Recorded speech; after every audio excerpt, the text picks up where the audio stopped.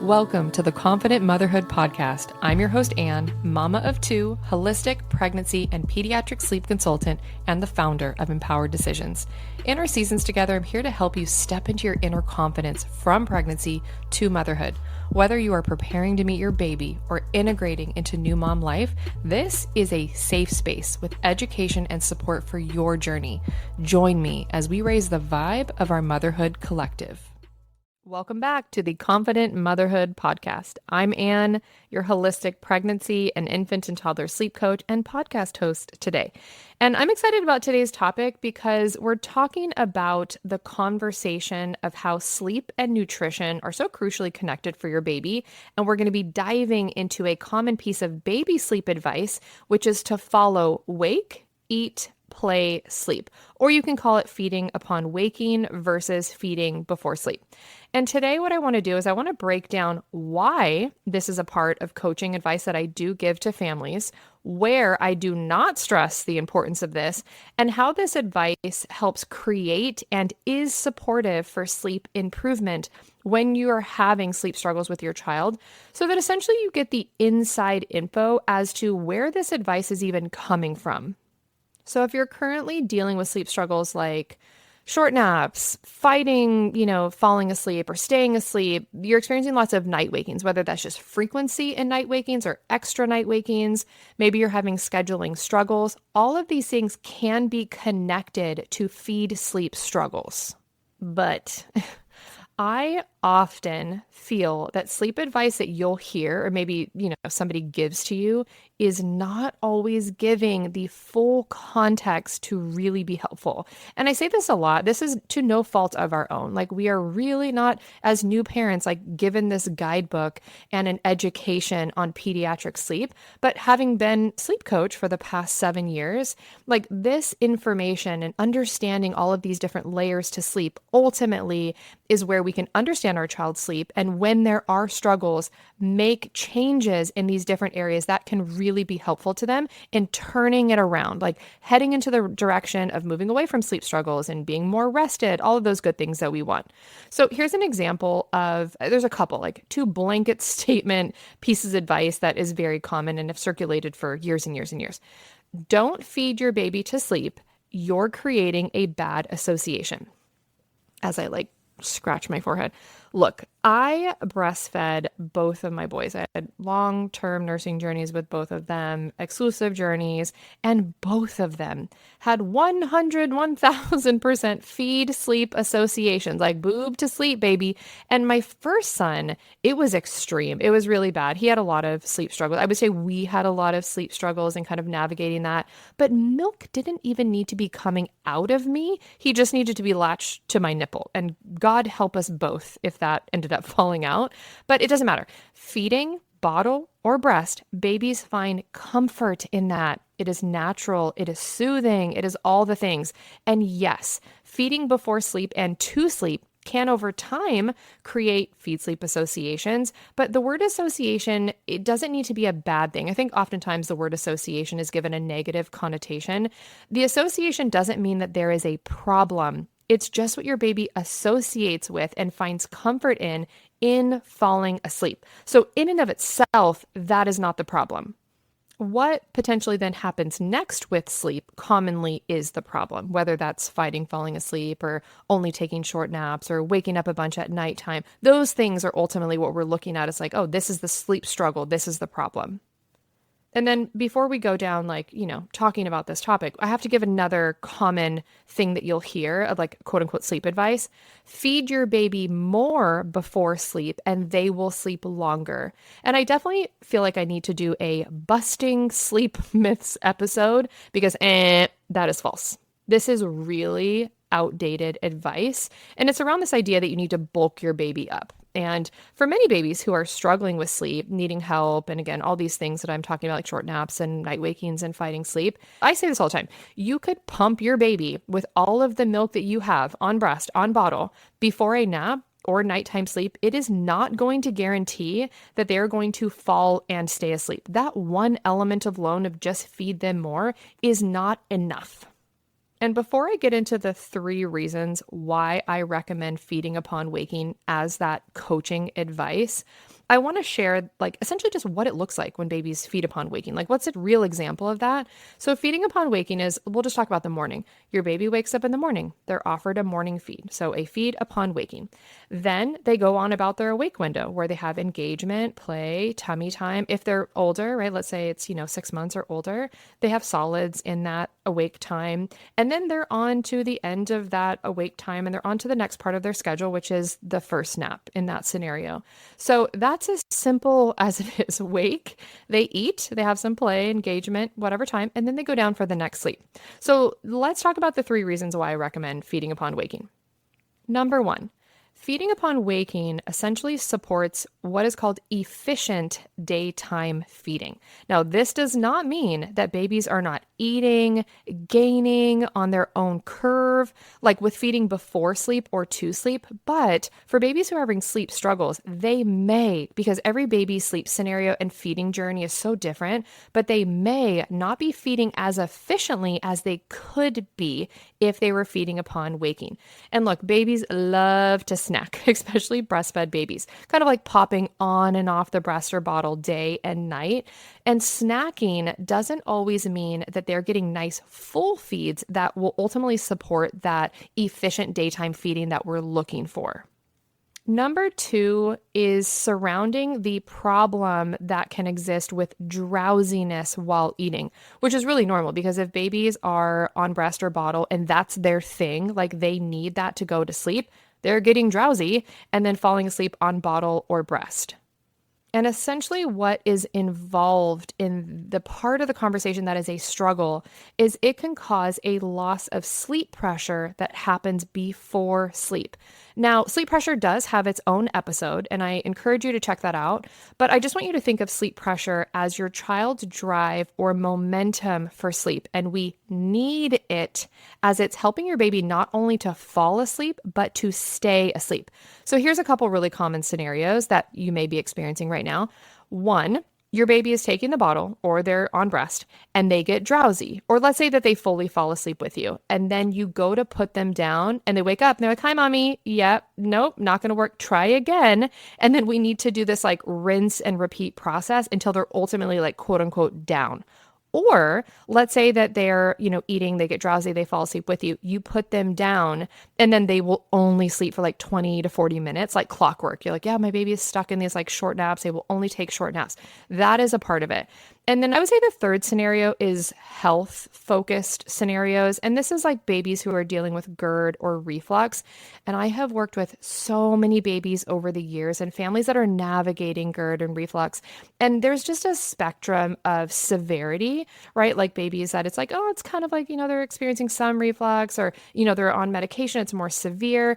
And we need that separation with eating and sleeping. So in that case, feeding upon waking is really helpful, especially too when we have young babies and we're still doing a night feed. We need to ensure that they then have that upright time, which again is giving them that separation from I just ate and now I'm going down, essentially before they're being laid back down in their crib.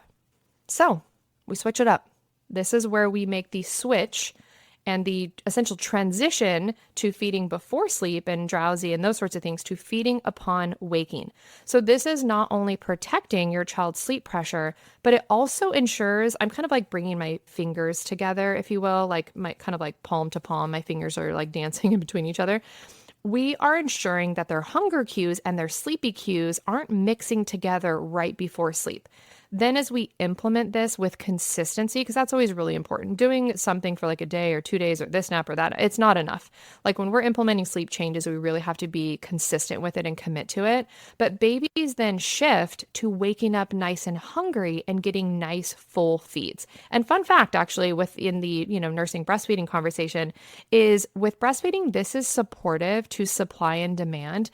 Because when babies wake up nice and hungry and they're getting nice full feeds, it is fully emptying the breast. So that actually, like I, again, have another episode that's dedicated to breastfeeding and this conversation around sleep, where you don't have to choose between feeding upon waking, having a sleeping baby, and continuing on with your breastfeeding journey. But essentially, breastfed or not, we just want babies waking up nice and hungry. Now let's talk about this conversation as it also relates to scheduling.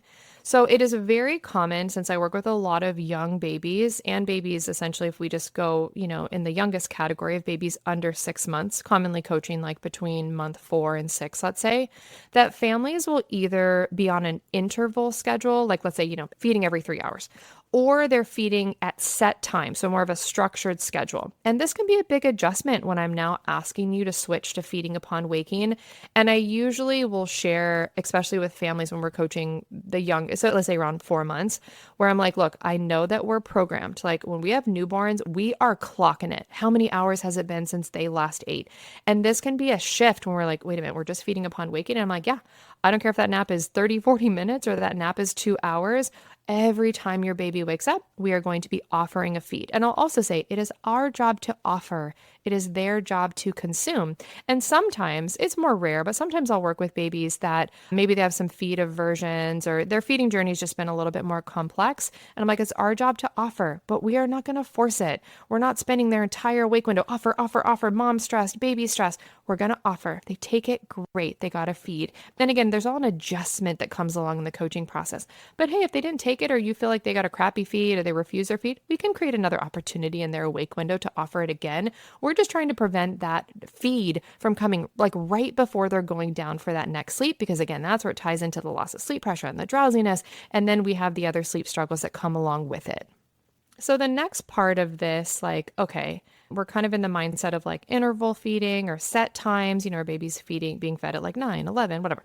And this is where coaching support comes in. The same question, like, okay, Anne, if I'm not feeding my baby to sleep or drowsy, because that's what they're needing, that's what they're relying on right now, and I go put them down in their crib awake without doing that, then what? Like, then what am I doing? So yes, this is another piece. This is another unlock. And this is where we bring in coaching. Now, whether we're doing in-room coaching, where you get to be next to your baby offering support as they're learning to fall asleep, or we're doing check-in coaching. And I always help families on like which approach is best for their baby. Are we talking baby? Are we talking toddler? The family's needs, these sorts of things. We can then still move away from feed-sleep associations. And I just want you to know that this is totally attainable, because when you have a baby that is reliant on anything, but for today's conversation, reliant on feeding, breast or bottle, it can literally feel like, yeah, right. I remember thinking that. My first son specifically, right, being like so attached to the boob. It was hard to conceive in my mind that he would even be possible to fall asleep without that. And that is just because you've experienced it for so long, whether that is days, weeks, months, a year, whatever it is. It's so hard to think like, oh, my baby is actually capable of developing their skills and making that shift to feeding upon waking. So give yourself some grace if you're feeling resistance to even that change. It's just because it's what you're used to and it's what your baby's used to. Okay, I also couldn't talk about this topic without being honest that I do not give this wake, eat, play advice for newborns. Can you enforce that? Sure. And I've, had connections and definitely done newborn sleep support calls with families that are definitely trying to implement that, some successfully and some frustrated, but I don't think it's necessary at all, if I'm being honest. Like, I do encourage moms to offer full feeds, right? That's every 2-3 hours. But I also encourage, like, we want to follow natural rhythms when babies are younger, because they're establishing this feeding journey for them, this nutritional journey. And I also support cluster feeding. And if moms are nursing or they're on a journey with formula, because that can also include having to try different ones until you find what your baby likes or they tolerate best. There's so much figuring things out with literally a baby who's changing right in front of you, like right before your eyes. I don't feel like we need that rigid structure of only being able to feed upon waking with newborns. I think we're talking bonding, preventing awakeness, encouraging full feeds. I think that is what's most important in the newborn phase. I just don't think that we need that rigidity. And with newborn sleep, like, it's in its own arena. Development is unique at that time. Your baby as a newborn and their sleep, for positive or negative, is also not indicative of what sleep is going to look long term for babies. So while Some feeds every few hours may naturally fall after a nap. Many don't. And it's okay that your newborn falls asleep while eating. Newborns can also take forever to eat and like be on bottle or breast. We're talking like 20, 30, 45 minutes, sometimes what feels like their entire awake window. So it's just not, I don't think it needs to be like, it's just normal that newborns would be getting sleepy while eating. So I just don't think that that needs to be essentially where our focus is. And when we bring our newborns home from the hospital, and let's say mom has heard that advice or been given that advice, it's just not helpful. Like, it's just one of those things where you might be setting yourself up for disappointment and frustration and sleep struggle, where you're trying to implement something that isn't always developmentally easy or appropriate for a newborn, when we can kind of loosen the reins a bit and just focus on full feeding, which essentially will still help babies head into the direction of eating efficiently.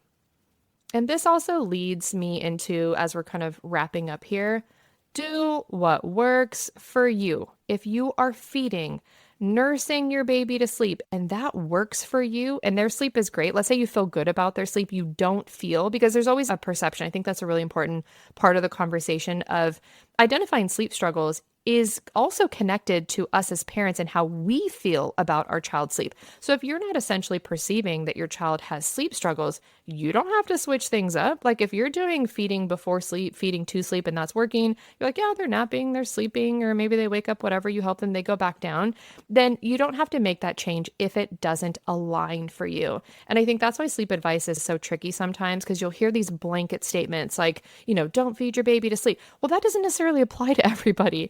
But sleep is a puzzle. We have all these pieces to the puzzle. Sleep and nutrition, one of those pieces. And I am a sleep investigator. I am helping families or, with babies or toddlers that have sleep struggles. So when I'm helping you, I wouldn't be doing my job as a holistic sleep coach if I wasn't looking at all of those pieces to your child's puzzle. Because when we're going into coaching, it's common that we're making changes like, these different areas. Okay, we got sleep and nutrition, we got sleep and sleep pressure and scheduling and environment and their associations. We're commonly making adjustments and changes in each of those pieces to their puzzle so that we are helping your baby to head in the direction of not only eating efficiently, but developing their skills and getting on an age-appropriate schedule and getting rid of the sleep drama so that your baby can be well rested. And when they're rested, then of course we're rested. So it's just no advice should be given without context and education and information, because once you have this, once you are able to be like, okay, I can see all these different scenarios, then you get to make a self-aligned decision for yourself and your baby. And that's where we can start getting rid of this like structure and the guilting and the shaming of moms, whether you are following the quote unquote sleep advice or not. So I really hope that today's episode was helpful and insightful. There's much more to come this season in season 2. Thank you for hanging with me. And until next time, lots of love.